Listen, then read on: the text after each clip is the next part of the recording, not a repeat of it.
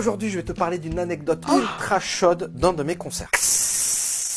On est vers 2005-2006, le groupe avec lequel je suis à l'époque s'appelle Orange Milk. C'est moi, quand j'étais jeune.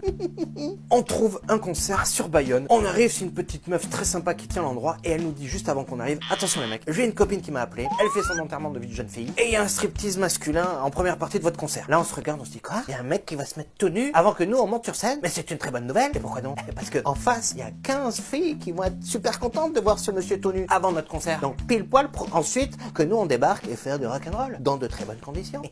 Le stripteaseur arrive, c'est littéralement Tom Cruise. Et les beaux et les musclés. Le groupe des filles arrive un peu chalumé, tu vois, c'est un peu la fête, mais tout ça est très bon enfant. Et là, évidemment, le mec commence son striptease. Et là, c'est la totale, l'intégrale, la boxe striptease de base. Le mec arrive en marin blanc, là, comme dans Top Gun. Il fait tout péter, à walpé, complet. Et évidemment, il fait monter la future mariée sur scène. Et vas-y que je te touche un petit peu les pecs. Et vas-y que je m'égare un petit peu sur le paquet. Les filles dans le public sont en transe. Et nous, on attend impatiemment de commencer notre concert.